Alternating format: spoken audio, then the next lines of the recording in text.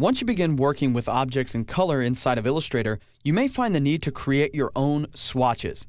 In this movie, I'm going to walk you through the process of creating both a global and a process swatch, and I'll also discuss the differences between the two and why you might use one versus the other. In this case, I'm going to be using the blue circle of this logo right here. In the blue circle, I've just opened this file up and I want to add this swatch to my swatches over here on the right-hand side. And I'll actually bring this out so you can see exactly what I'm doing. In order to add this to my swatches, I'm going to come down and I'm going to click the new swatch icon. When I click the new swatch icon, it's automatically going to come up with a swatch name. The swatch name by default in Illustrator goes to the exact values of the C, M, Y, and K values, otherwise known as cyan, magenta, yellow, and black, that are associated with the object that you selected. In this case, my CMYK values are 93, 64, 1, and 0. You can see that it kind of rounds up or down to the nearest number. For my color type, by default, it's set to a process color. Now I'm going to use the process color for now, and then later I'll show you what the global checkbox is used for. Underneath, I have my CMYK color mode, which is what I want to leave it as. And I'm actually going to name this swatch Logo Blue. Then I'll hit OK. Once I hit OK, you're going to see that that swatch is then added to my library. After I've added the swatch to my library, I can then go through and select other objects and apply that swatch accordingly. In this case, I have to get inside the group. So remember, to get inside the group, double-click to enter isolation mode, then select your object, and then apply your color. You do not have to ungroup your objects. I can double-click to exit, and now theoretically, all of them are using that particular swatch. But watch what happens here.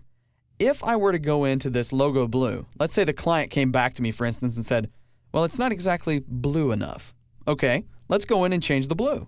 I'll double-click to edit the swatch. I can pump up the cyan just a little bit. Maybe I'll even drag up the magenta a little bit to make it a little bit more rich. If I hit preview, you're going to notice that none of the objects on screen changed. But wait a minute, they're all using the logo blue color swatch, right? So how come when I change the swatch, none of those update? It's because I've created this simple process color and I didn't check the global box.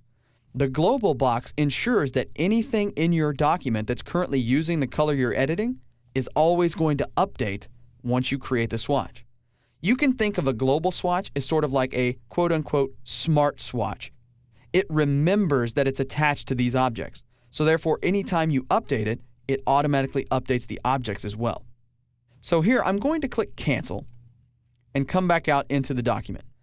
I'll throw this swatch away, and let's recreate it utilizing the global color swatch.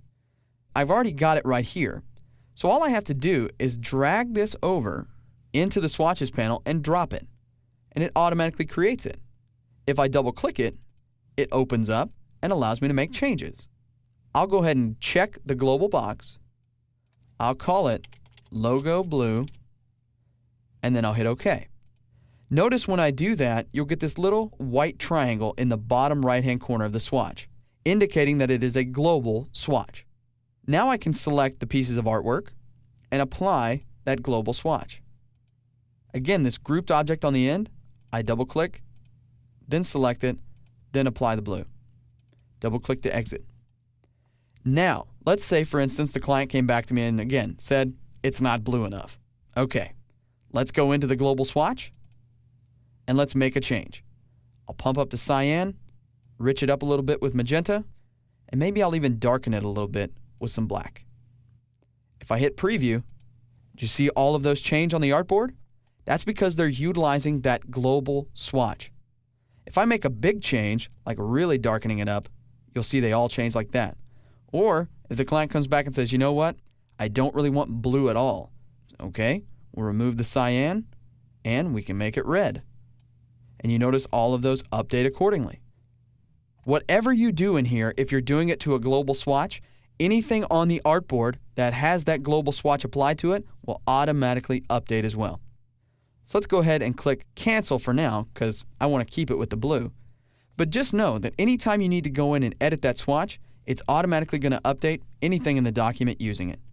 Now that you know how to do that, you can hopefully employ some global swatches into your artwork to make it easier to change things on multiple objects or even multiple projects.